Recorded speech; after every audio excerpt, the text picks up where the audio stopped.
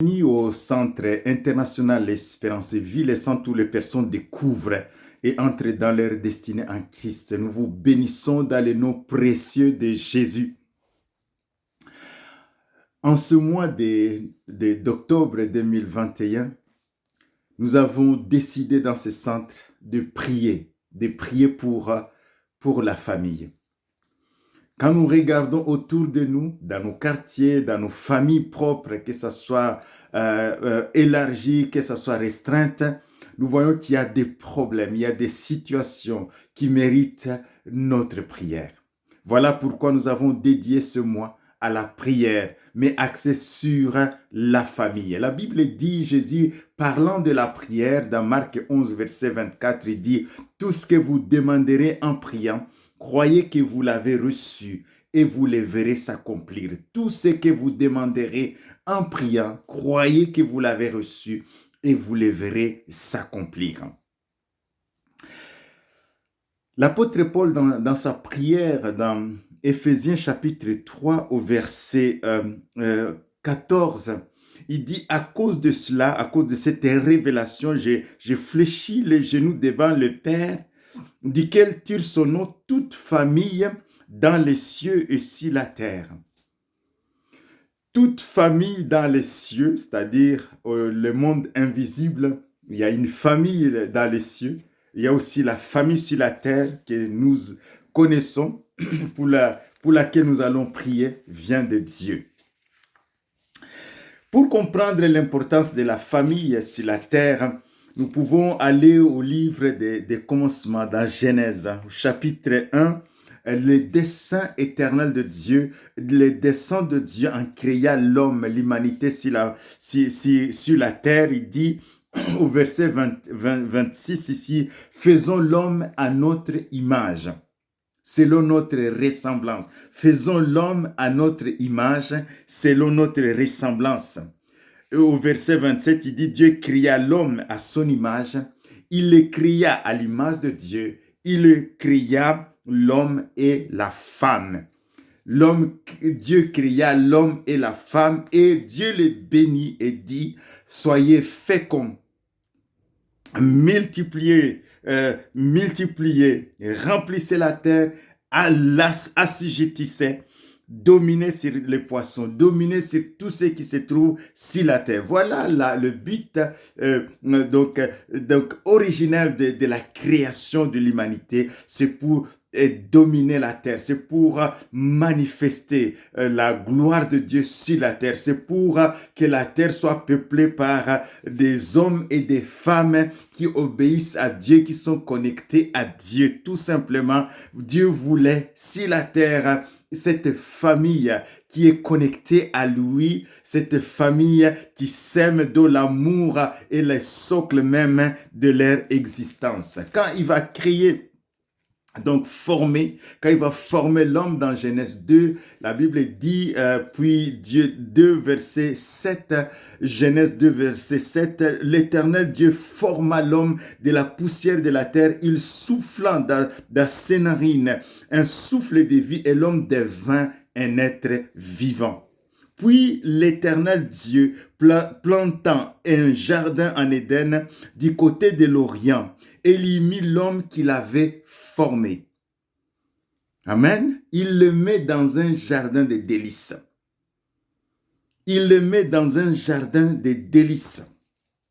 C'est extraordinaire. C'est le projet de Dieu, c'est vivre dans ce jardin en communion avec Dieu, un jardin de délices.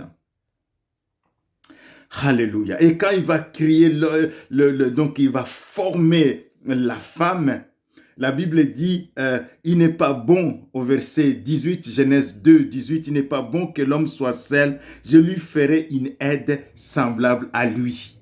Il va former la femme qui est semblable à l'homme pour vivre ensemble, pour se multiplier, pour avoir des enfants, des petits-enfants, des arrière-petits-enfants. Alléluia. Et la Bible dit que l'Éternel Dieu forma une femme au verset 22 de la côte qu'il avait prise de l'homme, il l'amena vers l'homme. L'homme dit, voici, cette fois-ci, cette fois celle qui est os de mes os, chair de ma chair, on l'appellera femme parce qu'elle a été prise de l'homme. C'est pourquoi l'homme quittera son père et sa mère et s'attachera à sa femme et ils deviendront une seule chair. La Bible dit que l'homme et la femme étaient tous deux nus et ils ne s'en rendaient pas compte. Ils avaient la gloire de Dieu sur eux. Ils avaient la gloire de Dieu sur eux. Voici cette fois-ci os de mes os. Au milieu de toutes ces créatures, l'homme découvre une femme. Découvre une femme et dit, mais finalement, je ne suis pas seul dans toute cette création. Je ne vais pas gérer seul toute cette création. Voilà que j'ai une épouse, une aide semblable à moi, un vis-à-vis de moi. Nous allons gérer ensemble cette création. Alléluia. Voici cette fois-ci l'os de mes os, la chair de ma chair. On voit là, Adam nous révèle son cœur, le cœur joyeux quand il voit son épouse. L'épouse, bien entendu aussi, elle est joyeuse. Cette famille vit en Éden, elle est couverte de la gloire de Dieu. Et nous savons ce qui va se passer. Et c'est ce que nous verrons dans le message suivant. Mais nous voyons que le plan de Dieu, le plan éternel de Dieu pour la famille, c'est que la famille soit heureuse. C'est que la famille soit, il y ait une attente, un amour heureux, qui soit vraiment dans l'attente, qui s'entendent bien, l'homme et la femme, et les enfants et leurs parents. Donc on voit que le dessein éternel, c'est qu'ils vivent dans un enclos de délices. Le jardin d'Éden, c'est un enclos de délices. La maison, les familles, le foyer devrait être un enclos de délices. Un enclos où la paix règne, où la joie règne, où la famille, l'entente règne. Mais nous savons qu'il y a un malin. Nous savons que le diable est venu détourner de c'est l'ennemi de la famille. Le diable est l'ennemi de la famille et il a injecté un poison qu'on appelle le péché de la désobéissance dans le cœur d'Adam et Ève. Ils se sont retrouvés nus alors qu'ils étaient habillés de la gloire de Dieu. Ils étaient privés de la gloire de Dieu parce que Dieu a dit à Adam et Ève, voici tu mangeras tous les arbres du jardin, mais tu ne mangeras pas l'arbre de la connaissance du bien et du mal, car le jour où tu mangeras, tu mourras.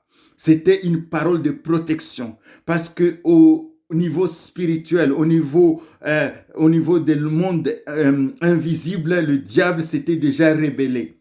Il s'était déjà rébellé et Dieu donne cette parole, il dit attention, il y a l'ennemi, il y a ton ennemi qui est là, qui guette, mais il ne faut pas l'écouter. Il ne faut pas l'écouter. Alléluia.